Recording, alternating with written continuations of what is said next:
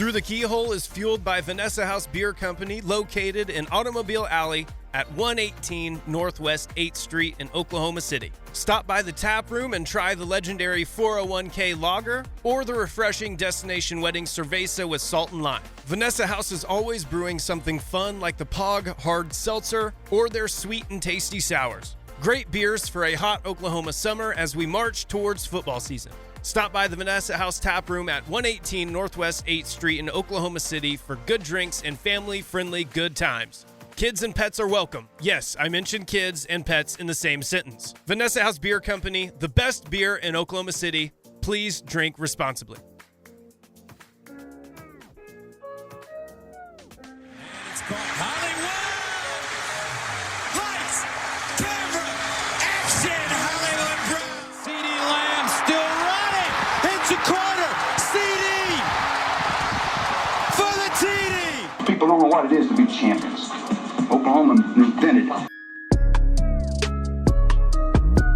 Welcome to Through the Keyhole, an Oklahoma football podcast. I am one of your hosts, Payton Guthrie, joined, as always, by, not the OG, but I think maybe like the third rendition OG of this podcast, the Triforce, as it were, with Matt and Brady. Alan could not join us today.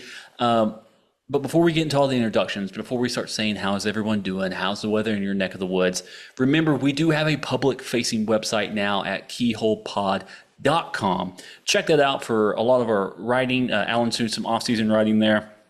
And as the season gets closer, we'll have some game previews, game recaps, things of that nature on that side as well to kind of grow our public-facing content for all of our football-hungry Oklahoma fans. Also, we have the Patreon over on patreon.com/throughthekeyhole. All of our supporters there, thank you so much. I think we have 120 total with members as well, members and subscribers as well. This is a great number for us. We appreciate you guys greatly. We still need to do something for our our lifelong supporters over on Patreon to help out, who's helped us out, kind of keep this floating above the ground. So thank you for that much, very, very much. And if you want to help out, you're listening to this on our public feed, but you don't quite feel like making the jump into the Patreon, you can always rate, review, and subscribe to whatever podcast you'd like to on Spotify, Apple, Google Play, SoundCloud. You can get a direct RSS feed to that. But rate and review, that really helps us out a lot. We are now in sole possession of the third most reviewed Damn right we podcast. We kicked their ass. So we still need to catch the two big dogs. That'll be quite a while from now, but please help us out. And then lastly, I know this has gone long, but go help out Vanessa House. Go check them out over at Automobile Alley, Oklahoma made, Oklahoma brewed. Good times. With all that said, Matt, how you doing, man? You got the new abode. You're all set up. You're set. What's the intersection of streets you're on and the house number? Yeah. Do you need my social as well? My social security number? That'd be really helpful. That'd be great. My mother's maiden name, all that stuff. Just kidding. I don't have enough money that'd be worth to steal. But doing well, man. Yeah. A week of moving. It'll humble you very quickly. And, I thought I'm trying to do a better job of getting into at least a little bit of shape before the wedding in July. And, it's nothing like moving to make you realize, oh no, you're not in shape at all. And you're over 30 and you're going to have back pain for the next few days. Yeah. You got to get on that hard 75 or your hard 15 or however long you got until that has to happen. Yeah. So we'll see, man. We will see. But loving the new house here in Oklahoma City. So feeling good, man. But yeah, just having to unpack everything, find out where everything goes. Mainly it's just me asking Erica, hey, where's this go? And her telling me. And me saying, yes, ma'am. That's exactly what you have to do. I have a lot of really really ideas of what's going to happen in my house, but they've got to pass. Whatever I'm trying to say. Brady, jump in here, man. How you doing? Matt, that's the same damn room you zoomed from. You didn't move. I did move. Look at these. You see the continuing. Barn doors? You see the barn doors there for the closet? You're continuing the ruse from the weekend when I invited you and your fiance Erica to the cookout, and you were like, "Oh, we're moving." No, the barn doors on the closet, the bathroom over there. Yeah. Where's your odd collection of the like toy doll things? Oh, they're over there. Okay. They're over there. Now the that I Funkos, see. yeah, the Funko Oh, Pops. Okay. Yeah. No, that's I can't very, believe Right, that we did survived. move and it sucked. very but it was nice. all right. We had fun without you, Matt. If that's what you were wondering over I the know. weekend. Next time, invite me and I'll be there. I'll be there. Okay. Sorry, we had weird circumstances. No, it's I don't know what anybody asked me, but I'm doing fine. We are oh God, we are in the middle of June, which means we've got about a month of please God, something happened. That isn't bad. That doesn't mean a player gets hurt or arrested for bringing guns to a weed deal. You don't want anything like that for us to come on here and talk about it. But we've got about another month of like we're just sifting through the broad sea of like nothing for college football, but we're still here and we're still trying to have some fun. But having said that, we do have quite a bit of things to discuss today that we'll get. I mean, at least my hair will be on fire. I don't know about the rest of you guys, but I'm going to be upset by the end of this show. Yeah, I mean, we got a great list, a wide variety, as you said, a full-on variety show. The first one we're going to do is talk about our two latest Patreon offerings. We had Bunky Perkins on talking with Alan about Ole Miss football and the program they've got down there in the Mississippi State, not Mississippi State, but the state of Mississippi. Lane Kiffin as well. That is a free podcast on our Patreon account, so you do not have to be subscribed to that. We thought that would be a great idea to bring on a personality like Bunky, give it free so people can get an idea of what this content that we offer on the Patreon. He did have a couple of interesting things to talk about. One of them being kind of the dress code at Oklahoma football games. That I thought was pretty funny about Oklahoma being T-shirt fans, basically. Not in a derogative way, but just saying Oklahoma fans just wear T-shirts. I say Ole Miss fans, we're wearing collared shirts, we're wearing ties, the whole thing, because it's the Grove. I thought that was pretty funny. Alan was asking him what sort of stuff he should be wearing. He said, find some dignity, put a collar on. And then the other one being Oklahoma fan bases and just how kind of, I don't know, like a Oklahoma fan base is kind of like, a cat in a room full of rocking chairs, if that old saying. I don't know if anyone listening is old enough to understand that reference. I've never heard that phrase in my entire life. Well, congratulations. Basically, Oklahoma fans kind of being spooked by their own shadow to a certain degree. I mean, he even mentioned, I think, being at the UCF game and thinking, man, no one's cheering in the stadium. It's because Oklahoma's used to winning and used to winning by a lot. And then when that doesn't happen, Oklahoma fans don't really know what to do or don't know how to react to that. And as Oklahoma enters into what potentially is a stronger, tougher week-to-week football conference, you're going to be in tighter games. You're going to be in games in which will be in doubt into the fourth quarter, and Oklahoma fans need to get ready for that struggle on that part of it.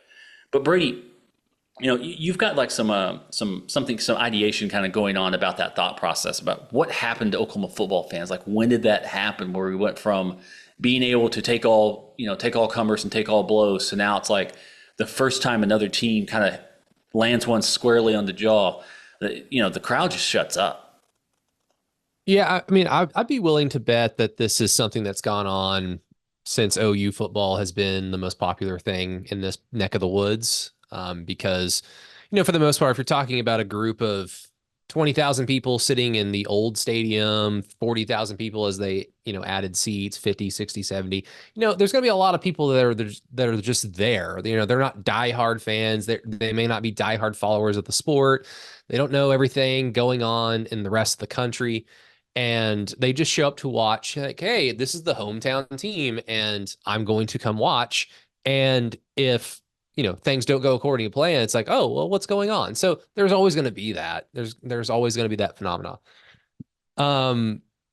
With what Bunky was kind of talking about, I mean, he's not wrong in that if you go to any random OU game, if you just insert yourself over the last 10, 15 years into a OU home game that isn't OU Texas Tech from 2008 or even the infamous 11 a.m. kickoff against Nebraska a few years ago, where it was still a great atmosphere, but it was still 11 a.m. in September against Nebraska. Outside of just a few unique examples, it's not the most fun place to be. It's not the most chaotic football atmosphere. And the reason why is because OU is a blue blood, and they played recently in a conference filled with a bunch of regional schools who do anything in their power to just maybe be close to OU in a football game. And then maybe if they're close in the third quarter, maybe like things can happen. That's what OU's reality has been for the last 10, 15 years since conference realignment really hit in the early 2010s. And you couple that with, the end of the BCS, but just kind of the BCS formula of style points. You can't just beat teams. You got to beat the ever loving shit out of them. If you are the more talented team, if you are capable, if you are believed to be the most, the best team, you cannot just win. You must destroy them. And conference optics, reputations, all those things kind of play into it. And so OU's been in a conference since at least 2011 where the country hasn't had that much of a high opinion of, outside of when OU was good, or we're still waiting for Texas to be good. And this is, back in the early 2010s, we're still waiting for Texas to be good. If one of those two teams is good, then we will believe it. But if OSU is, running the table in 2011, well, they've got to be perfect. Oh, they missed a field goal name, so they're out. TCU and Baylor, they're pretty damn good. Oh, they beat each other in a wacky Big 12 game. Oh, they're out. They're out of the playoff. The last week of the regular season. That's the reality OU has played in. They've played in a conference with a bunch of opponents who nobody really cares about outside of those tiny little schools as fan bases. And so forgive us, Bunky Perkins, for going to the UCF game. UCF, how many games did they win last year? Guys, were they a 5-win team, 6-win team, 7? They weren't that good. I'm looking that up right now. They beat OSU. They beat the shit out of OSU. Yeah, they weren't a very good team. Forgive us, Bunky, for kind of a porous performance as a fan base in the UCF game, a game where OU is playing a bad team and a new conference opponent for just 1 year, a directional Florida school, coached by a weirdo named Gus Malzahn, the week after we beat Texas. And oh shit, things aren't going according to plan. And oh shit, this weird funky team is like scoring with us. Yeah, we're going to be angry.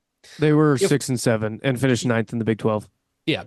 Now, if OU is playing like 9th ranked Tennessee, people are going to be on edge. Yeah. If it's a close game late, third quarter, fourth quarter, but it's not going to be on edge and quiet. It's going to be on edge and God damn it, fucking God. That's the chaos you want, because OU fans will respect the opponent that their team is playing against. They will respect the program that has come to town. Nobody knows where UCF is. Nope. Nobody cares. Nobody will care. And I didn't care that day. It was just a very bad performance. And particularly to that day, I think a lot of us were, and we go back to the post-game show, I think a lot of us might have just been upset with how the game was called, because this was kind of when the Jeff Lebby experience really reared its ugly head for the next 2 or 3 weeks. We stopped them on 5 or 6 consecutive possessions to start the game, forced 2 or like 3 or 4 3-and-outs or whatever. And the offense could only muster 7 points. And they had the ball on, the UCF side, I think all those possessions. But that's when Jeff Lebby's like, hey, we're going to put Gavin Sawchuk back there, who hasn't played that much since the second week of the year, and have him take direct snaps. We're going to do all these gadget plays to Gavin Freeman, who's not good. I'm just going to workshop a lot of stuff. So I think a lot of people were just kind of angry with the performance of the team, because again, it kind of goes back to, why are you guys playing like shit against a bad team? And I mean, that was kind of the Bob Stoops formula too, for like basically every year after he won a national championship, he was going to lose 1, sometimes 2 conference games against teams that had no business being on the same field as OU. Lincoln Riley perpetuated that once he was the head coach. Like, it was just something that every offseason going into a season, well, what's the one what the fuck loss OU's going to have? And you try to look at the schedule and say, oh, the Iowa State game before Texas, that's kind of an easy one to point out. You find this formula, but ultimately the result is, yeah, they're going to lose to some bad school. And so everyone is just kind of waiting for it. And again, I think going back to last year, when we lose to Kansas and we lose to OSU, outside of being frustrated with just the results, I think we all on this podcast acknowledge that Kansas is pretty damn good. OSU is pretty damn good. Having said that, OU blew it. Like they were the better team, and they absolutely blew their chance to in that game well before it should have been, any type of competitive. So again, that's just what's in OU fans' mindset. It's not because we're like mouth breathing, they must win national championship every year, and if they don't, then they suck. It's not that. We've been in a conference filled with regional outpost schools. We're not going to do that anymore. We're not playing those teams anymore. We're playing big boys now. And so I think the fan standard will rise with the competition. Yeah, that's something that kind of a side note there that the Solid Verbal talked about with Oklahoma and Texas leaving the Big 12. It's hard to slate the remaining teams. Like there is no pecking order to a certain degree. And as Oklahoma was playing some of these newer teams, and again, this kind of started my intense fandom of Oklahoma, the early 2000s. There's a way of thinking, a way of being. Oklahoma fans really were into it. The balloon was sort of popped. Obviously, you had the K-State game, USC game, Boise State game, like kind of some big egg on the face. Game after game. It felt like that's when the big game Bob kind of got like flipped on its head to a certain degree. But you can't win them all, so whatever. He just had a really great stretch and then a bad stretch on big stages. That kind of comes and goes. But the moment the Big 12 started falling apart, it got hard to kind of start gauging. Like, are you really gauging yourself against TCU and Baylor? Then there was more stuff. Are you really gauging yourself against BYU, against UCF, against Cincinnati? What does this mean? You're struggling to put Cincinnati away. They're in a playoff game a couple years back. Are they any good now? That type of stuff was interesting to see. And then, the SMU game that Oklahoma played last year where they could not quite put them away, but Oklahoma pretty much held them down the entire game. So that stuff is kind of interesting. It's more, Brady, I think you're right on that. I don't think it's fear recently. I think in the past it was fear to a certain degree. It was kind of like, shit. Here we go again. About to drop. Here we go again. This team is about to make their entire fucking program. Like West Virginia, its entire program is built on 2 games against Oklahoma. That's what it feels like. Again, we're Oklahoma fans, we're Oklahoma centric. That Fiesta Bowl and then the Tavon Austin game in which they lost. It's like the entire I have to see all that stuff all the time, and I remember seeing clips on Twitter of Barry Switzer talking about how much he loved the West Virginia offense and loved Rich Rod because it's like a natural evolution of the triple option and all that type of stuff. And I was like, I forgot how much I hate that game. Oklahoma just did not show up. I think Oklahoma too had a couple players that were arrested or were suspended for the game for shoplifting, right? Yeah, DeMarcus Granger stole a fur coat in the desert. Now it does get cold at night in the desert, but it's a discount. Yeah, I guess so. Malcolm Kelly was a late scratch because he's kind of a quitter. Yeah. I don't like Malcolm Kelly. I mean, I'm not the player. I don't know what he's like as a person. I'm sure he's a fine human being. The player I don't like. Who else? Curtis Lofton played. I think he might have been hurt. I don't know. That game sucked. Yeah, and so the idea is it's less like Oklahoma fans are fearful. I think it's more, Brady, as you're mentioning, frustration. You and I went to the Nebraska game, the first one, obviously, the one at Oklahoma, and just being pissed the entire time. And then Nebraska fans afterwards were like, hell yeah, I got good game. And we're like, we should have beaten you by 50. Like, yeah. What are you talking about? And they would even admit it. Like, yeah, you should have, but because you didn't, it made it a good game. Like, it made it enjoyable for us. That type of stuff is just super, as an Oklahoma fan who has a certain expectation, that gets tough. Now, Brady, I'll ask you, do those expectations change when all of a sudden you're playing other helmet schools. You have Florida, you have Tennessee, you have LSU, you have Alabama, you have Georgia coming through Norman or Oklahoma's going to those teams. And Oklahoma's potentially losing or winning tight games, or these are those types of games, you know what I'm saying? Or it's a one-score game in the fourth quarter. Is that level of frustration still there, or is that more of, I understand this is also an extremely good program, and this is where Oklahoma's metal's tested? Yeah, I think that's where, if you look at the sport with some brains, with some reasoning, I mean, that's where you're going to go. I mean, the frustrating thing is like on the opposite side of the spectrum, where Matt, I think I might have mentioned this to you and Tyler Neal on the franchise on Monday.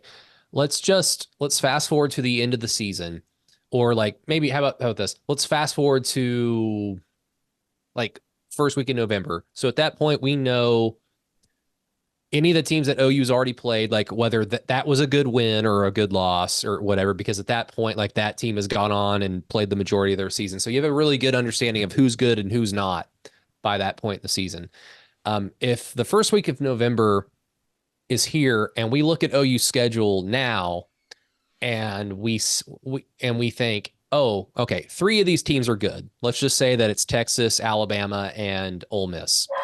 Those are the 3 best teams on this schedule by far. Tennessee, just they're like a year or 2 behind. The quarterback's like he's a work in progress, or Auburn is still like pretty far away. And it was silly to assume that just because Hugh Freeze is their coach in year 2 that they're going to make some big jump. Missouri, like they were an absolute product of their schedule last year. All this to say, there's 3 good teams on this schedule that otherwise looked much worse, 4 or 5 months prior. And then fast forward even further to the end of the season, OU has 3 losses and it's to those 3 teams. That is going to be the frustrating part. It's not going to be like, we're not beating Tennessee by 40. We're not beating Auburn by 30 on the road. Like, it's not going to be that. It's not going to be us like complaining about what a bad performance against a bad team, because there aren't a lot of bad rosters in this conference. It's going to be, God damn it, we're not in the tier of this conference that we feel like we should be. We are an elite blue blood program, and we are losing to the 3 teams that are there, like in this particular season. That's not good. It's just like, I think I bring this example up all the time. It's 2012, like all over again. If you are just stuck in 2012 in the SEC as an OU fan, that would be the frustrating thing, where you have a schedule of, you win all the games that you're supposed to, and then all like the 2 or 3 games where it's like, it's a toss up, or this team might be slightly better than us, but let's rise to the occasion. And OU loses those year in and year out. Yeah, that's where the frustration could then build into something kind of similar to what we saw over the last 15 years of like, oh, we're not beating UCF by 40 because they're bad, and we should be beating them by 40. We just beat Texas. And I understand that this is a sport played essentially by young adults, kids, adults, whatever you want to characterize them as, and they're going to make mistakes. It's a mistake-riddled game. But at the end of the day, OU is way more talented than anybody in the Big 12, sans Texas. And when they have the ability to destroy someone and they don't, it's a wasted opportunity. There's not going to be a lot of opportunities like that in the SEC. But I think as the season goes along, you will know, okay, we're in this tier right now. Maybe next year we can climb up a tier, but you've got to beat the good teams in order to get there. You can't avoid people. Like you can technically avoid, we're not playing Georgia this year, but if we fancy ourselves a playoff contender, if everything hits right, then we're going to have to play Georgia probably at some point, maybe in an SEC title game. So that to me would be the inverse frustrating thing that could then, I guess, permeate through the fan base as we go deeper and deeper into the SEC. Yeah, I mean, I think you're right. I mean, Oklahoma fans talking about the point previously will rise to the standard. The standard will change. Well, the standard won't change, but the opposition will change, obviously. And Oklahoma will rise to that challenge at that point in time. Matt, I mean, obviously, your dulcet tones are across the airwaves every single day. I mean, what are you guys thinking about from that side of it? I mean, how are you personally preparing for those types of games when, I'm sure you have to deal with, angry call. Oh no, do you guys even deal with angry callers? But you're kind of stoking the flames to a certain degree because you have a pulse. You're on campus when these games are happening, versus when Oklahoma plays a big time football program. But now Oklahoma will be playing big time football programs half the season instead of 2 to 3 times out of a season. Right. I think I said this a couple months ago on here, whenever we were just kind of trying to project, what this season's going to be all about. And for me, it's just managing expectations or maybe a reset of fans' expectations. And now, what I mean by that is not like, OU fans should stop expecting to compete for conference titles or expecting to compete for national titles, especially when there's a 12-team playoff. It's the expectation to go undefeated. and you never lose a game and all that stuff. I feel like, especially with the 12-team playoff, it's going to be even harder than ever to go undefeated and win a national title. Even Georgia might slip up this year, and I think they're just kind of head and shoulders above everybody this year. They might even slip up on one of these games. So managing those expectations, I'm just already preparing myself in my head for. We don't take callers, but texters are very involved in our day-to-day show. So I'm already preparing myself for being like, hey, it's okay that they lost to Alabama, right? Like it's okay that they lost to Alabama. It's okay that, man, the Texas is a toss-up game every year. So you really don't know how that's going to go. And let's just say, yeah, they go 10-2. Oh, well, that's not good enough. Well, it has to be now. That would be more than good enough. That would be an A+ if OU goes 10-2 with losses to Alabama and Texas. And they beat an Ole Miss, Missouri, LSU, Tennessee, all these. Like, that would be a huge, huge success. So for me, it's all about managing and resetting those expectations. Now, and again, Brady has told me this a long time ago whenever I first got into radio, and I'll remember it always. But like, not telling people how to fan. Like, don't tell a fan how to fan. Like, don't tell a fan what their expectations should be. So I'm going to try not to do that. But for me, my own personal view of this team, of this sport, of college football, is to reset my expectations of what I think the University of Oklahoma should be year in, year out. Now, I think the important thing is to don't turn in this doesn't mean you turn into an A&M fan where you get moral victories, because the implication is, oh, you lose to Alabama, that's not the worst thing in the world. Like, we will be upset, we'll be frustrated, right, blah, blah, blah. But if you get destroyed by Alabama, that's where you can have some conversations about, okay, what's going on? Even though Alabama is, I guess they're still going to be good despite losing the greatest head coach in the sport's history. But we'll see. But, whomever the good team is that we end up playing, whether it be Texas, Bama, Ole Miss, whatever, you get destroyed by them. That's where you start having conversations. But I think I've already kind of said that, hey, we'll probably lose 3-4 games. One of those games is probably going to be an ass kicking. Every season is different and has its own nuances. This is a weird year because you have such an experienced and talented defense, and it suggests that you should have some expectations. And I think we no doubt have those, but you have question marks and inexperience at quarterback, on offensive line, interior defensive line. So it kind of leaves the window open for, if we lose some of these games and it's close and it's just very apparent that Jackson is just young, he's not going to make that same mistake, hopefully, next year. That's when you can start looking at it like how we did in 2005 or 2009, where we had, either a team be decimated by injury or decimated by graduation from the previous year, and you're just forced to play a bunch of young kids and they're out there learning on the job.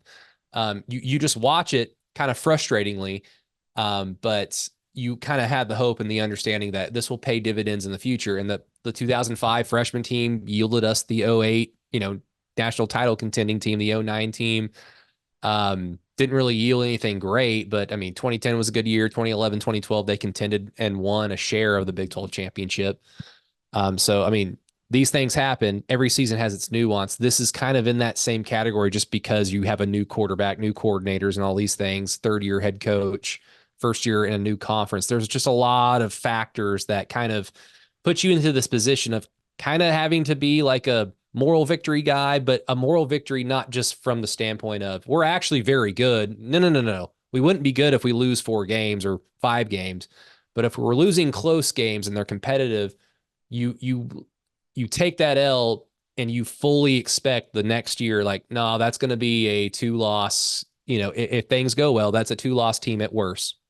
And also the expectation changes because Oklahoma's season stops being, obviously for the expanded playoff, but just being the SEC, your season stops being 1-game seasons. Because like Texas obviously is always on there, and then Oklahoma played one other hard team. Year to year, if you're asked, it's like the general casual fan base. Now you can get your ass whipped by Alabama and still make the playoff. Hey, they got to fill spots. You're going to be in there, and you get another chance at them. Hey, you've taken your lumps, and that's something as well that will be interesting. Like, how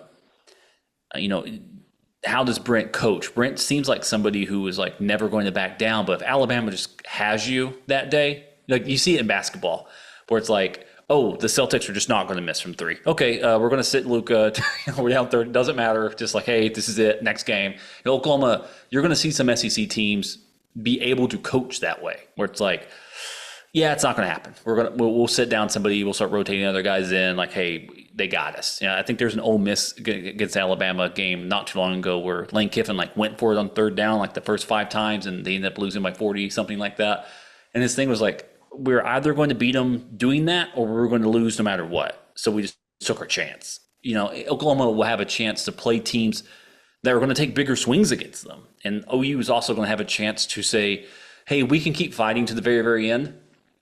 And trust me, there's a dude broness about me who would rather do that, but you don't want to have what's it called? A Pyrrhic victory. I think that's how you say it, where you win, but you've destroyed yourself in winning.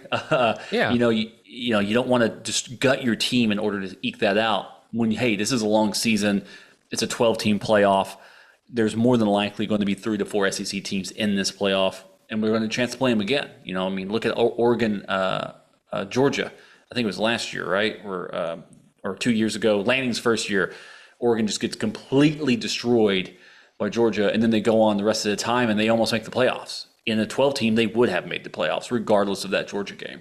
Oklahoma, I think Oklahoma, when they lost to Ohio State, which I was there, and I got to sit in the rain the entire time, didn't leave, they would have gone to the playoff if they hadn't lost to Houston, even though they got completely destroyed by Ohio State at home. So it's Oklahoma's going to be afforded the benefit of the doubt because it's the University of Oklahoma, and they'll be afforded even more benefit of the doubt because of their now members of the SEC. Yeah. Moving on, we've got TV times for Oklahoma football. It seems there are only 2 possible 11 a.m. games, and I say possible because those both could be moved to noon Central Time instead of just Actual 11. noon. Actual noon, not fake Eastern Time noon. It could be actual noon for Oklahoma, in which there's a potential that Oklahoma has 0 11 a.m. kickoff games potential. I pray for days like this. to be honest with you, Matt, I mean, you've got more to do on the home games, obviously, but then when it's those AM games, I'm sure there's a lot more to go on. But I mean, what's your thought on Oklahoma not having to be basically the cash cow of the league and having to be shoved into this quote unquote prime time spot for Fox? My main first thought was, man, I don't have to wake up at 4:00 in the morning on Saturdays anymore. Love that. Maybe once a year I can get used to that for sure. Like, again, I kind of didn't mind them sometimes, especially away games. The 11 a.m. away games were not bad at all for me. Wake up, do a pregame show, get to go home, all that stuff. Be home early. The home game's still a little bit tough. You still got home early-ish, but still not at the sake of waking up at 4 a.m. Apologies to anybody who does that on the reg, but that's not me. I don't work until 3 o'clock all day or every day. So like I do not have the best sleep schedule at all, but that is going to be awesome. I mean, that's the reason, not the reason, but one of the reasons OU wanted to leave. I liked a tweet earlier from at Sooner Tracker on Twitter, just going through the amount of 11 a.m. games that OU has had, and he did it since 2017. 2017, they only had two. So Baker's last year. 2018, they had five. 19, six. 2020, the COVID shortened season, they had four. 2021, six. 2022, six. Last year, seven. That's half or more than half of your games being played at 11 a.m. That's your fan base waking up early, getting to the game early, maybe go to sleep a little bit early the night before to make sure they get to the game. And not only that, it's been known for a long time that affects recruiting, right? Trying to get some recruits in on the days, because again, Oklahoma is one of those national brands that recruits from everywhere. So sometimes you'll have guys coming in from California or Florida that played high school football the night before that are trying to get to a game and have to end up getting there at like 6 a.m., which is, I'm sure, is not a great look for OU. And I'm sure it'd be hard to have a good time at 6 a.m. if you're an 18 to 17-year-old high schooler like trying to go on this visit. So I'm very happy. Again, I didn't want to get up at 4 a.m. 7 times a year. Again, that was just not for me. That's for the birds. 2017 such an outlier. That must have been just straight up Baker Mayfield factor, right? Yeah.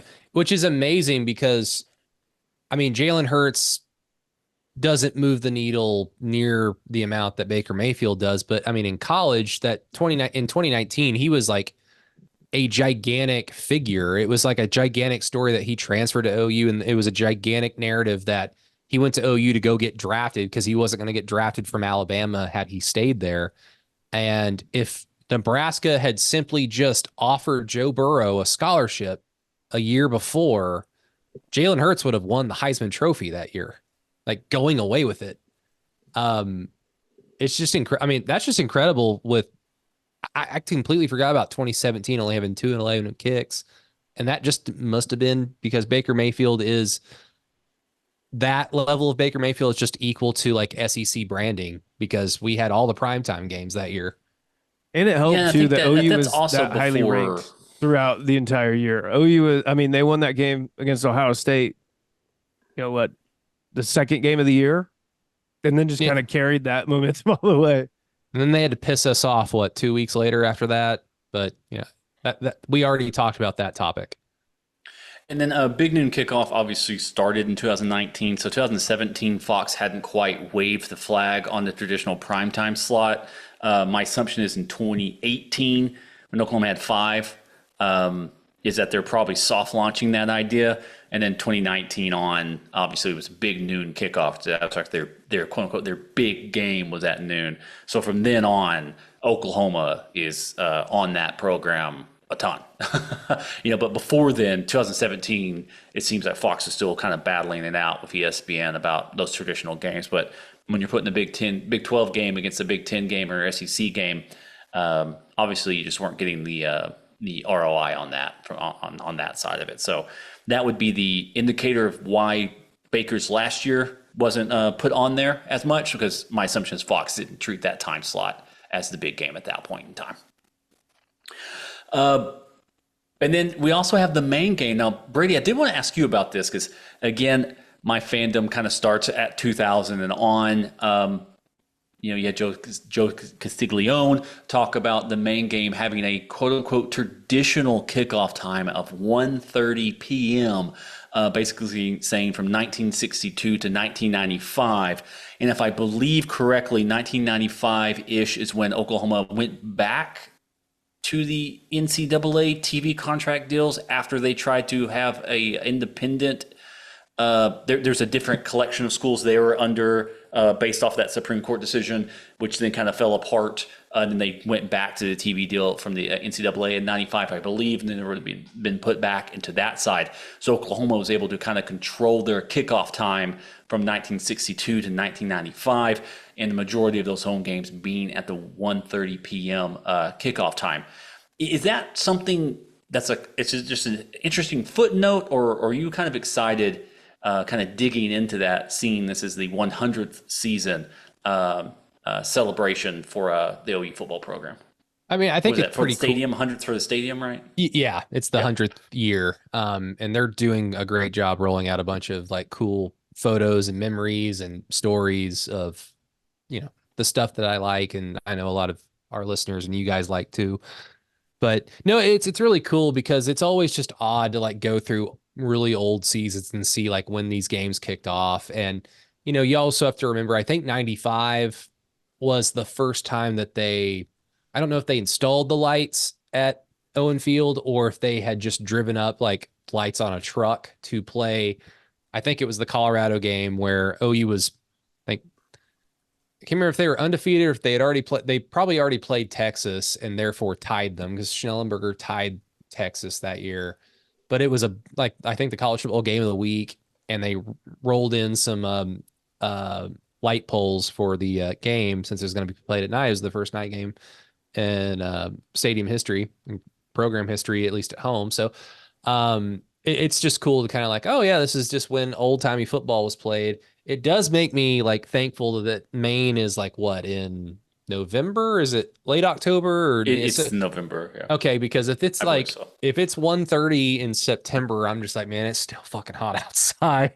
The good thing is you can show up to your tailgate a little bit later in the morning when it's not like full on dew all over the grass and trees and the sun's rising and it's already 96 degrees and you're just like, this is why we wear t-shirts, because if we wore honeysuckle suits like it's, Dixieland, we would all die of heat stroke. Whatever they're called. Seersuckers. Seersuckers.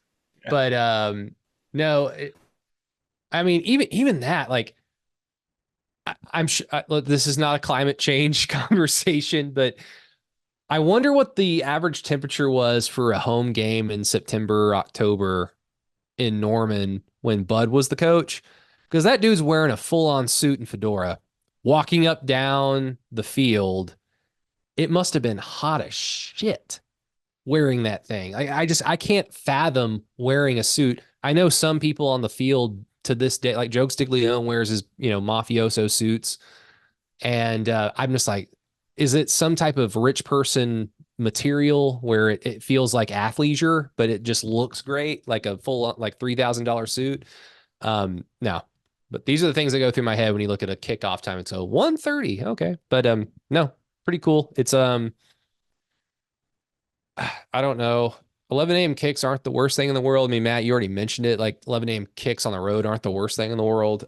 They are bad when you have to play Kansas or Iowa State or Baylor, or like all these very, very, very I don't want to go there destinations, and to expect, a team that is much more talented than their opponent to like, yeah, wake up for football, Waco, Texas, 11 a.m. Well, like, where else would you rather be? And like, I don't know, like fucking my bedroom.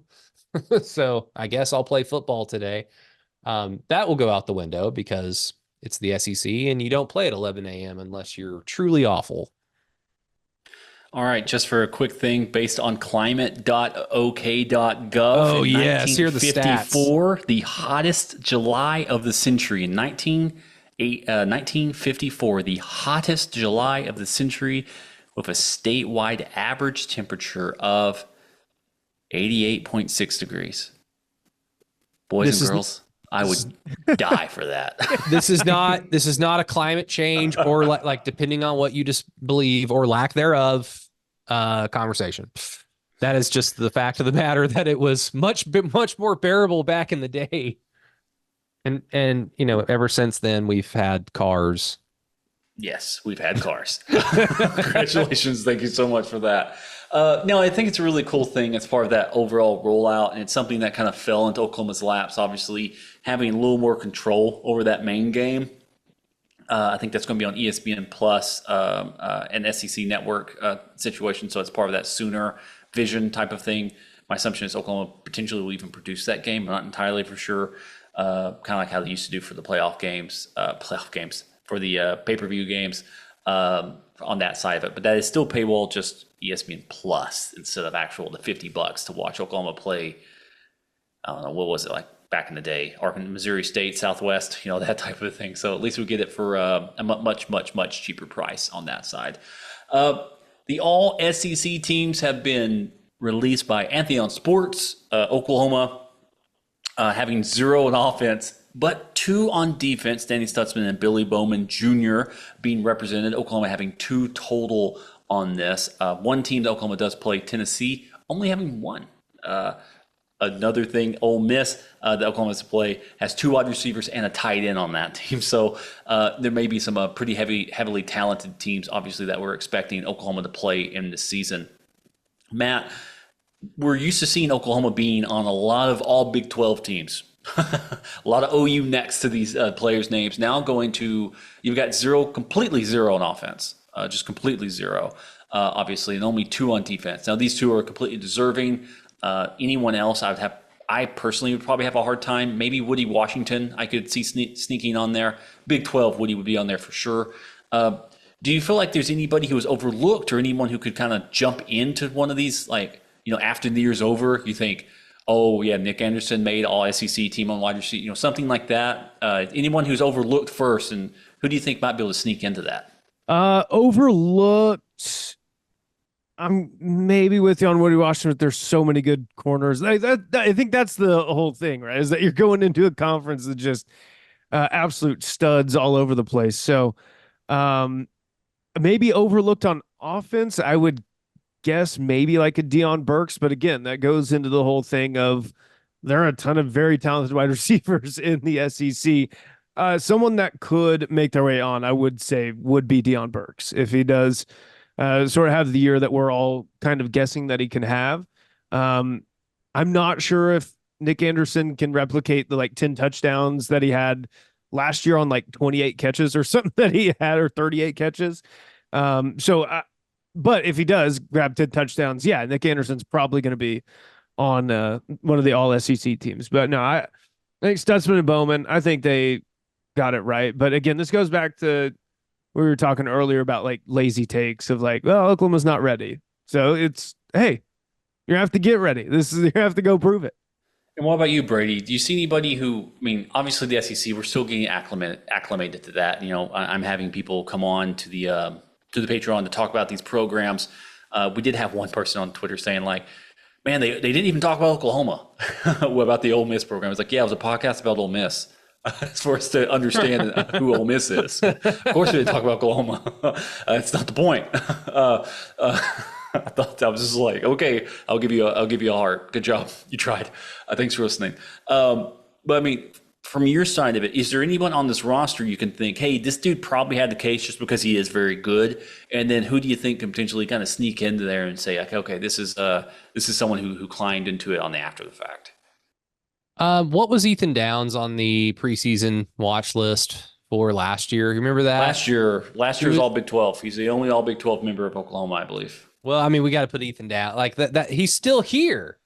And he's hell, he had we laughed at it then, and he laughed at us during the season because he had a pretty good, pretty damn good year. So why not Ethan Downs? No, the obvious names, they're the obvious ones. If you're talking about guys that could potentially play their way realistically into, the conversation, a lot of times when it comes to preseason accolades and then postseason accolades, a lot of times the postseason accolades are reliant upon we know your name, despite what you do during the regular season. We had to have known your name beforehand, from a national perspective or a very heavily regional perspective. Curtis Lofton not winning the Butkus in 2007 is always the thing I always point to. He was the best linebacker in the country, and he didn't win it because he was a rotational guy until 2007, where he was the best guy, at that position in the country. Dominic Williams at least has the name recognition. He has a big narrative surrounding him. So if he has a good season and OU's defense, therefore, is as good as advertised, OU puts out a respectable first season in the SEC, and there isn't a surefire duo of badass first round can't miss defensive linemen that I just can't think of right now. You could see, I could see him being in that conversation just because he's got the preseason name value to him. Um,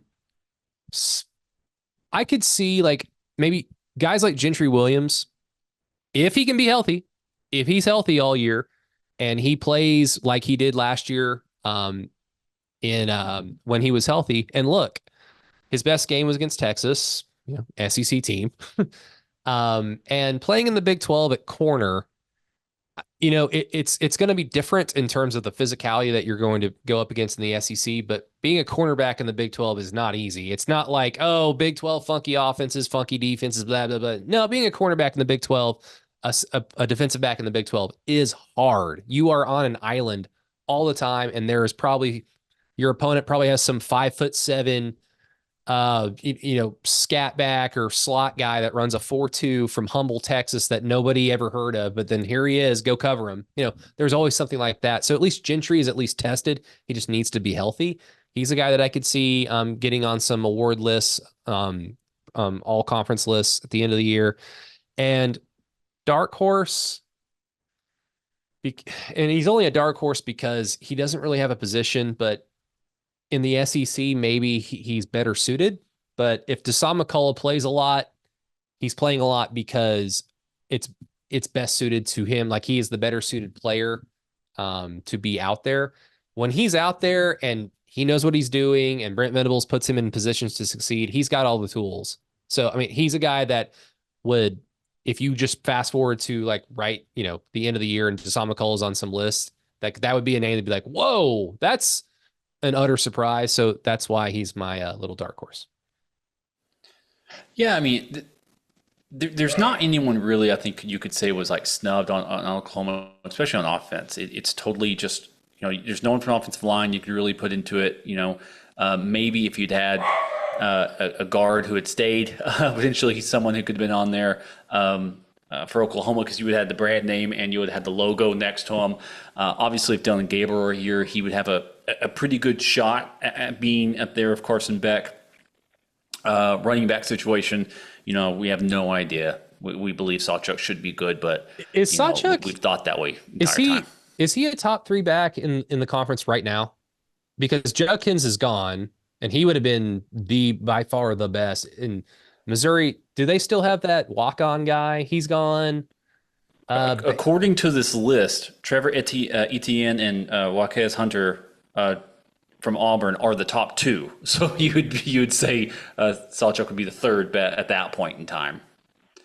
And they're probably the best because they run a Hugh Freeze offense, and that's probably all they have because that Thorne guy at quarterback fucking sucks. Yep. So what that would tell me is like, okay, Sawchuk is basically one of, if not the best running back in the conference, if he's healthy, of course. That's good. If OU plays well, he's going to have yards. I have no idea what Taylor Tatum's going to add to the equation being a summer enrollee. And, Javonte Barnes is what he is. Caleb Hicks I'm excited to watch him play, but there's only so many snaps you can go around. So, no. I mean, is anybody annoyed about Nick Anderson? Because personally, I love Nick Anderson. I think he's great. I think he has all the tools. I need to see more.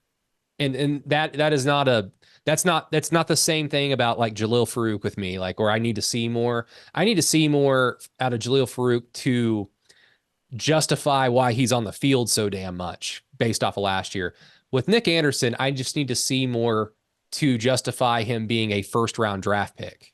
Because like I think he's great. I just need to see more than just right place, right time, which is what he was the majority of the time last season. Yeah, that's him growing into position at this point in time. Yeah. I think it's going to take a little bit. College Football Network did have a ranking of the SEC running backs. They have Gavin Sawchuk sitting at 11th.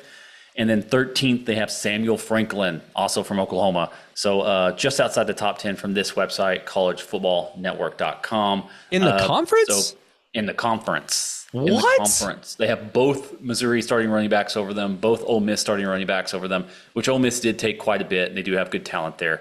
That's what I'm saying. It's like, we're going to have to get, and this is on us, guys, listeners, dear listeners, we worry about Oklahoma. That's what we worry about. And the hardest part for this, and I don't know, Matt and Brady, if you guys want to if you guys feel the same way. The hardest part about this transition is just getting used to these programs, like because like I could give you a little bit about Iowa State just off the back of my hand, K-State, like I know who they are, I know how they play, I know how they're going to use people. But thinking of Ole Miss, thinking about South Carolina, Vanderbilt, I'm like, what? Like I can get some players and stuff and start looking at them, but there's not like an historical, because Oklahoma is since 2000 been kind of a spread-ish style team. They're going to try to do some be a little bit light on defense line. Obviously that's changing. I can kind of walk you through kind of like decades of program and how that's built. And the SEC is like starting from scratch, and it's been the hardest part of that. But as Brady said, it's like 10th in the conference. Are you guys having any trouble with that? I do. I think that's silly. Is that Texas kid ahead of him? The Texas kid is ahead of Samuel Franklin, not ahead of Gavin Sawchuk. Oh, well, bless their hearts. They said that 12th. Yeah, I don't see that at all. If your reasoning is he's hurt a lot, and so like, because we had those same concerns too, like he is an injury risk to me, like, but I can't help but go into a season and assume like, yeah, this guy that you're talking about, he's going to be healthy for every week. I think he's much better than that. I think he's proven to be a pretty damn good running back. He can do basically everything you want. So, cool. Keep saying we suck. It's better than kissing our ass and then we fall on our face, I guess. Is that one of the? Sorry to go for it. Cut in. I think that's one of just the more lazy takes. We were talking about lazy takes a little bit. That's one that I'm so tired of hearing of that. Yeah, Oklahoma's not ready. They're not expecting this to be. I'm so tired of that. I'm sorry for like cutting. I'm tired of it. They've been preparing for this move for however many years now. Like, it's going to be more difficult. We get it. Like OU has played in the best conference in the country already before, and they're still great. Yeah. Early 2000s. The Big 12 was the best conference in the country for 5 or 6 years, and OU was bad for one of those years, and then they got Bob Stoops, and then they were, amazing for, the next few years that the Big 12 was the best conference in the country. OU has, in different eras, they have been good. They have been great. So does that mean that they're going to be great this year? No. And will Paul Feinbaum and his Confederate platoons be able to like dunk on OU like after they lose, ultimately to like 2 or 3 or 4 teams in conference this year? Of course. And they no doubt will. But there's a next season. That's the beautiful thing about being an OU fan. Not just, like OSU fans like, wait till next year. It's not that, because that's insanity, because there is never a next year for them. But it's interesting to me how the conversations around like Ole Miss or Missouri, they're pushing all their chips into the table, and good for them. Don't they see how that indirectly insults their program of like, this is your one chance. And then afterwards, who gives a fuck, because you guys are probably going back down to the mid tier or the basement. But hey, you won 10 games that one year. That was great. OU, on the other hand, can have the outlook of, man, we weren't very good this year, but we'll be better next year because we're OU. And that's just what history shows. But yeah, takes are lazy. Paul Feinbaum was on that some SEC podcast, and he said that he thought OU was about a year and a half behind Texas, which what the fuck does that even mean? A year and a half? Texas. Yeah. This is a sport that has a season. Are we 2 years behind, or are we a year behind them? And either way, it's kind of a compliment, because if everybody remembers, Sark rolled out a 5-7 debut, didn't go to a bowl game, blew a 28-7 lead to us in the Cotton Bowl in that year. And I didn't hear one fucking peep about, man, they're just a ways away going into their 8-4 campaign, Sark's second year, where everyone just blew the fuck out of them.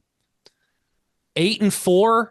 So I guess if 8-5, they lost their bowl game. Oh yeah, they lost to Kalen DeBoer. So there you go. No, if we're a year and a half behind Texas, who just went to the playoff, and a year and a half ago, everyone was like, oh man, Texas is like, they're back. Even though they lost in the Alamo Bowl, but like they looked good this year and they beat OU by 49 points, shut them out. Yeah, they didn't have their quarterback. Yeah, and this is the worst OU team since John Blake. But fuck that. That doesn't support my narrative that they're back. Yeah, it's just lazy. But I guess again, if we're a year and a half behind them, I guess that we're in good standing.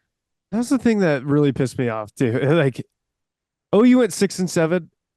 Texas went 8-5 that same year. They went 8-5. And like you mentioned, OU did not have a quarterback for that game. It blows my mind. And the SEC stuff, and I get it. I'm used to, pulling on, Feinbaum or ESPN, whoever, and it being incredibly biased towards the SEC and frankly, incredibly like condescending too. Like the one thing I would just like to do, I would like to go to all these away games or home games and just do like man on the street interviews with opposing fan bases and being like, what do you know about Oklahoma football? Like, do you actually like know the history of Oklahoma football? Shit. Like, That it's ask a big brand, but do you know like exactly how good OU has been throughout their entire history? Don't ask people over like 45 or 50 because, in the South, because our games probably weren't televised down there because they weren't really hip at the time.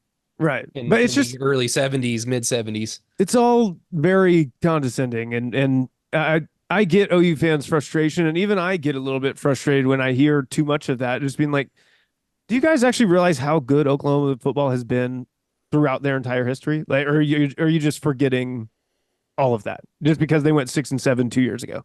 In their defense, though, because we're all prisoners of the moment. In their defense, 2003 was an absolute disappointment for people that supported us. Not fans, but like people in the media who championed us as like, this is the best team in modern college football. Like they are destroying everybody. And then we fall on our face against Kansas State and make it respectable against LSU, have our chance, but ultimately fall on our face in the national title game, only to say like, that's not us. We're going to run this shit back. We just added Adrian Peterson, run through the regular season, win the Big 12 championship, and then you just get skull fucked by USC in the national title game. And, that really tarnished the view of the program, in my opinion, at least with a lot of current national folk. OU then, kind of regained itself and had probably one of, if not its best team, definitely not to win a national championship in 2008.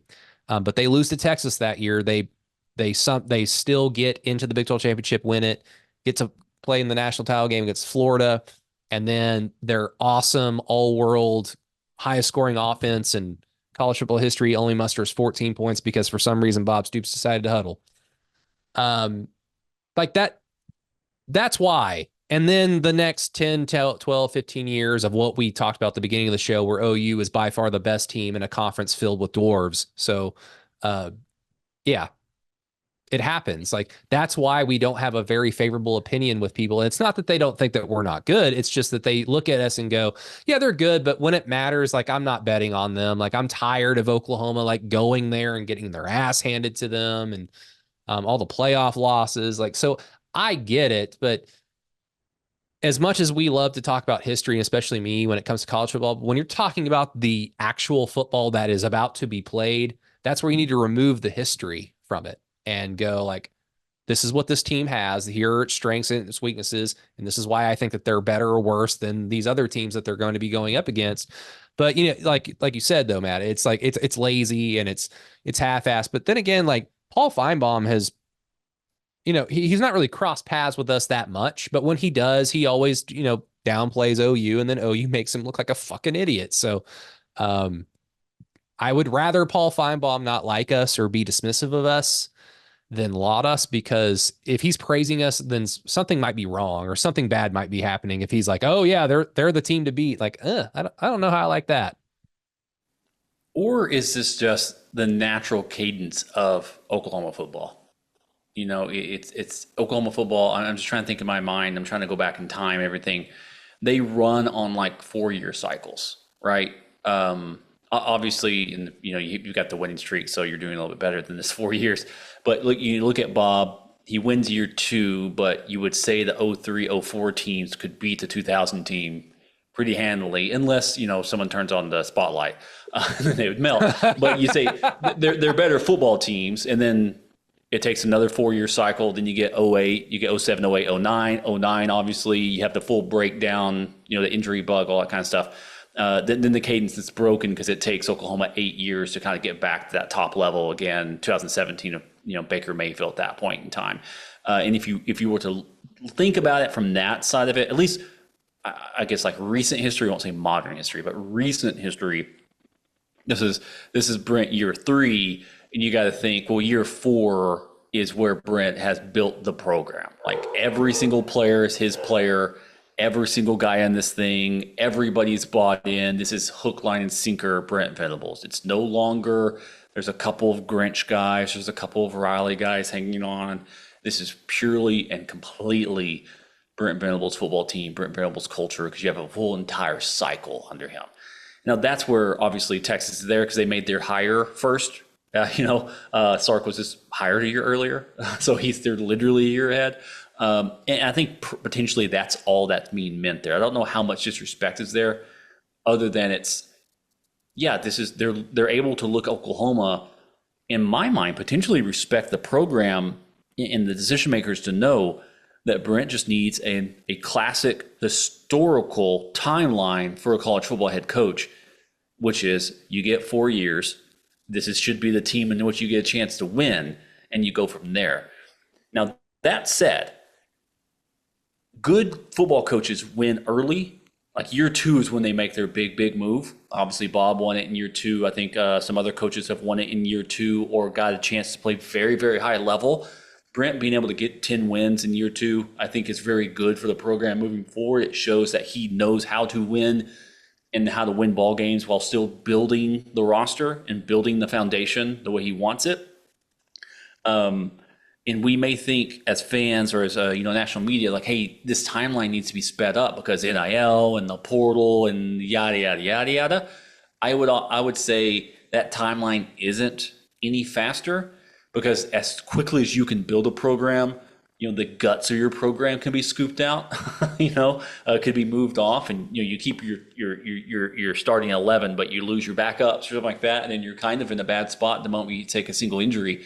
I would still say the 4-year window is appropriate for Oklahoma. And it kind of feels somewhat of a natural cadence of when Oklahoma is like, we are now the top dog in this league, or we are now one of the top dogs in all of college football. Oklahoma's always near the top, but they peak. I mean, Oklahoma's really good at being like a 95 overall. You know what I'm saying? And every once in a while, every 4 or 5 years, they have like a 2-year stretch, 3-year stretch where they're 99 overalls, and then it bumps back down. Alabama just had a decade-plus run where they're a 99 overall the entire time. Oklahoma and Ohio State are kind of similar in that factor to where they're kind of always sitting above the 90s, and then they bump up every once in a while. Obviously, Ohio State has a much higher talent ceiling than Oklahoma. But those two programs are very similar from that side of it. I mean, is there anything to that where it's more of just a cadence of Oklahoma football and allowing Brent to get that 4 years under his belt before we start throwing the baby out with the bathwater? This is like a minor factor in this conversation, Peyton, I think. But I mean, I would really love to know this answer. We don't know, but how different would it be right now? The conversation around Oklahoma, especially as it pertains to like Oklahoma versus Texas, not necessarily like head to head, but just kind of like the arms race between these two programs to try to be like the best new team in the SEC for the next, the short period of time. How different would it be if Dylan Gabriel never got a concussion in Fort Worth? We still lose to Texas the next week. I'm not saying that we would have beaten them, but if we'd have lost to them 38-17 in our worst fucking season since John Blake, And then, everything still happens the way that it did. OU, 6 and 7. And then the next year we beat them straight up with a healthy Dylan Gabriel. I mean, obviously he would have been healthy the previous year in this scenario, but with just a better realized team that wasn't like playing on fumes because Lincoln Riley left. And then actually the roster that he left behind for the most part sucked. I truly wonder how much that 49-0 shutout destruction that Sark got in his second year against OU, how that still like hangs over and kind of overshadows the fact that we beat them last year. And, in a game between two more evenly placed teams, because Lincoln Riley left, OU and Texas were not on a level playing field at all from a resources standpoint, from a vibe standpoint, shout out Matt Burton. But, I mean, you take Dylan Gabriel away from that and then you get your result, and that is still out there because, I mean, you like you've been brought up, Peyton, with some of your Texas guests. Sark cannot lose to Brent 2 years in a row. And it's like, why? Why do you have that expectation? Is it because you are clouded by the fact that Sark technically beat him 49-0 in the first game they coached against each other in the Red River Shootout? If you guys are still acting like that was an actual fucking OU Texas game. Now, it counted and y'all got the golden hat, cool. But if y'all going to act like that wasn't the most inconsequential OU Texas game probably ever, then that is why you guys suck, is because you look for any type of like sunshine and just hang on to it for as long as you can. See no further than fucking Vince Young. Oh, Vince Young's here. He's unemployed. Let's give him a job again. Come on, Vince, please. Remember that one time we were good? Do you remember? Like, it's silly that a shutout loss with no quarterback on the roster in that week is still hanging over. Like, yeah, that's why OU is still like a year or whatever behind. Or yeah, like despite the fact that OU has all this talent on defense and a quarterback that a lot of people think very highly of, but because he's OU and that team got beat 49-0 2 years ago, like, fuck them. Like, to me, like, I think that still has so much hanging over the program. And I think it's really undue and unfair. I want to push back actually pretty drastically on that. I think most Texas fans, beyond just being a funny talking point, understand that game isn't a real football game. Well, you know what I mean? Why do you have that? Why do they have that expectation that no, Sark cannot lose to Brent 2 years in a row? It's like, dude, this is OU Texas. Like, well, I mean, the expectation is, well, because the expectation is the same reason for any two giant rivals. I mean, it's Michigan, Ohio State. You're judged on that game. This is Oklahoma, Texas. You're judged on that game. Because they know that Sark, if 2000. What was it? He coached 2020. No, it's 2001, right? It's his first one, 2001. Yeah. So if that doesn't exist, if it's a straight up normal game or something like that, who knows what happens? There's a chance Sark is 0-3 versus Oklahoma, and that's just not acceptable. Because I mean, Texas has standards as well. If Oklahoma were to walk in and Brent Venables was 0-3 versus Texas in any way, shape, or form, I wouldn't be a fan of it. Yeah, you know what I mean? I'd be like, let's shut this shit down. Yeah, you got to figure it out. You're bringing in, like, that's when you get into the nuanced conversation. But I mean, you're right. Any coach, whether they be from OU or Texas, that starts their career 0-3 against the other rival, that's not good. But to have this attitude of there's just no way he should lose to Brent Venables 2 years in a row. It's like, dude, OU's good. Like, they're good. And if they beat you, it just means that they were better than you. And guess what? There's precedent for that in the last forever. Like, OU goes on runs, Texas goes on runs, but those are fewer and further in between since, I don't know, 1942. Yeah, so and as Joey was talking about in that podcast about that very point, saying, because the talking point was, it's Oklahoma, Georgia, back-to-back. What does Texas do? And he basically said, you can wave a white flag against Georgia, because if this team is the team we think it's going to be, they should be playing Georgia again regardless, in the SEC championship game. If you tell me I have to win one of them, you win the Oklahoma game. And the reasoning B is that if Oklahoma is struggling this coming year, new starting line, new quarterback, all that jazz, and let's say it's not quite it's clunky or something like that, you deliver a knockout blow. That's the idea, from it. They are your biggest. That's what I'm saying is like the respect these Texas fans are showing Oklahoma by saying, I would rather lose to Georgia than, and beat you. Like, not even, I want to beat the best team in the nation. It's like, no, I would rather lose to them if it meant I would beat you. Like, to me, that is college football rivalry. Now, the thing to me that I was going to push back on, I think most national people they take 49-0 and go, yeah, whatever. To me, for Brent Venables, is he basically let every Big 12 team, I believe, except for Iowa State, catch a W on his thing. That does suck. There's 10 losses, and basically the entire league, except for Iowa State, got a chance to walk out with a W over Oklahoma. Oklahoma's leaving on its back. An old wrestler retiring. They left on their back against a lot of these teams, all these programs. Yeah, it's exactly what it felt like. State. Yeah, it's like, we're going out. Goodbye, guys. You got your win over us. We'll never play again, except for Houston next year. So that part was kind of, that's where I had issues with Brent was saying, Oklahoma State is at least was a rivalry game. Potentially never play them again in 100 years or whatever. He couldn't get it done.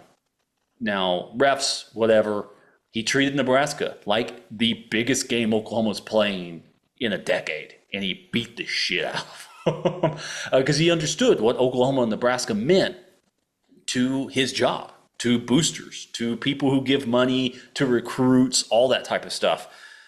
Beating and playing your rivals, especially in our sport, I say our sport like I played it, especially in the sport, like where it's becoming untethered, where the center cannot hold, from the famous poem, beating your rivals is going to be the connective tissue to that.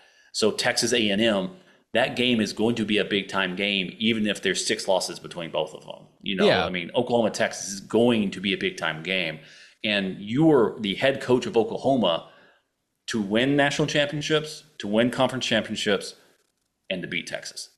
And you got to figure out how to get 2 of those 3.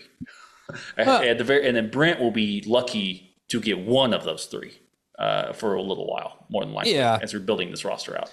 I mean, like here, I'll ask you this then, because you've also said that you appreciated that Brent wasn't like chasing wins just for the sake of it. Like he was doing something bigger than and that sounds like high and mighty and elitist and like, we're not actually mad we lost, guys. Like, no, but listen to a no real, cap recap.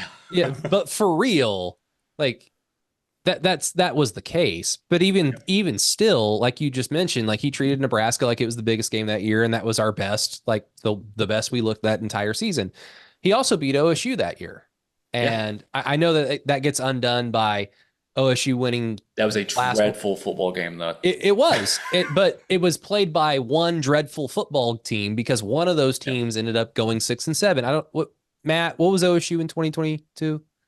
Were they an 8-win team? I believe something like that. They were on paper, or at least results wise, better than us, right? I believe so. I believe it was somewhere around there. Yeah, and they got Mr. Tumnus to come back for that game, right? Spencer Sanders. They were 7-6. Okay. So that was a big game for them. And Brent won that one. And I mean, if not for Jeff Lebby, and a common theme in some of these, like, going out on your back losses with the Big 12, Jeff Lebby, who's not here anymore. Who, again, Bunky also likes Jeff Lebby, and it's like, what? It's strange. It's strange. I know a lot of SEC guys talk to me about him, talk about how excited they are for him. That has to be a historical standard thing, program to program. Here's my elitist thing. It's like, but also that he's been in Florida for a while. He was in UCF. He was at Ole Miss. Like, he's been around the SEC, all that type of stuff. Yeah.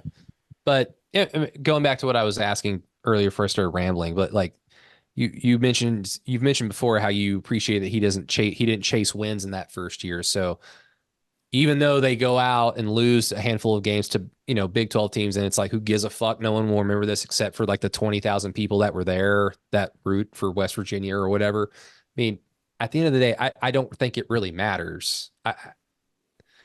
It can matter results wise if the end of this season, we are 6-6. And it's like, oh, now his combined record is not very good. If he had chased wins in 2022, it would look slightly better and he might have a little bit more leeway, but he doesn't because 6-7, 10-3, and then a disaster in the first year in the SEC. So it's just moving into a new conference it throws such a fucking monkey wrench into the entire equation that we are just not accustomed to. And it has nothing to do with moving into the SEC. It's just moving conferences.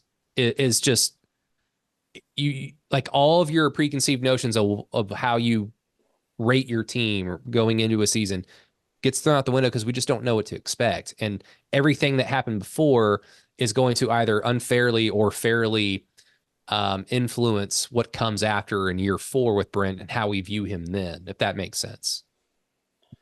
Yeah, and the reason stuff I talked about where he wasn't chasing wins, we'd be on the No Cap Recap podcast, which is a recap of the game that had just been played. We record that on the patreon.com/the Keyhole the day after, sometimes day of a football game that Oklahoma played, and we'd be screaming like, "Why didn't you just run this running back or play this quarterback?" So like that, it's like, yeah, sure, that would have gotten you potentially another, like if Oklahoma had kicked a field goal and lost 49-3. Would it have fucking mattered? Other than that actually would be worse. It's an historic. Yeah, exactly. It's like it's an historical footnote now that Oklahoma got shut out. But 49-3 would have been. It's just the exact same thing. And Brent he didn't care. He's like, hey, we're getting our shit kicked in. Just take it.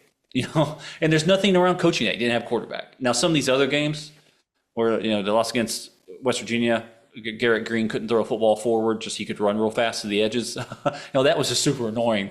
But it could have been like, hey, we just didn't have dudes. In that very next year, they get Deshaun McCullough. They try to build out the edges, all that type of stuff. So it's him not saying it's him not panicking.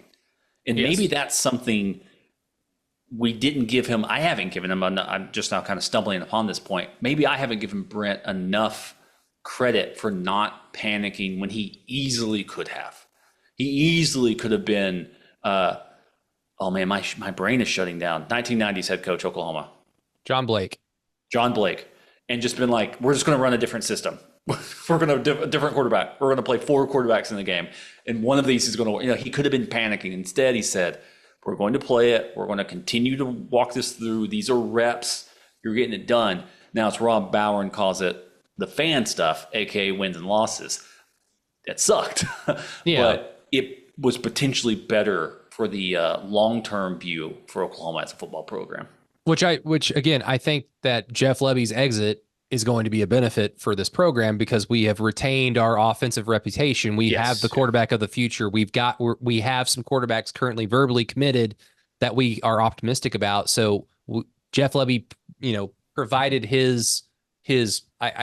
the reason why he was here, the short term when he was here, like Brent not panicking by saying like, Jeff, stop running this stupid fucking offense because it's losing on this game. And I have no doubt Brent wanted to beat OSU or beat Kansas because we wanted to go to the Big 12 championship and play for a playoff. But at the end of the day, like not panicking and scrapping it after you lose, like, or completely changing it after you lose, like that to me is, I mean, like you said, that's something that Brent needs to be kind of praised for at this point, because going into the SEC, this program does not need like, what's the hottest thing on the market right now? Let's go do that. What's everybody doing that we want to be? Let's go do that. And it's like, no. What are we good at? What can we be good at? What do we need to improve upon? We're OU. We're going to be good, whether it be this year or next year, shortly thereafter. Like, we just need time and patience. And so I've been patient for a long time though. So please, Brent, be the guy. Yeah. All right, guys, we had a good podcast. I think we had a lot of good talking stuff. We got some talking points we didn't get a chance to get to, but hey, this is the off season. We got plenty of time to talk. It is high noon in the talking season. But thank you for listening. I appreciate it very much. If you enjoyed this podcast, please, hey, subscribe to us. If you're not subscribed to us, rate and review us. If you haven't rated and review us, if you have, make a different account and do it again. It'd be very helpful for us to be able to do that.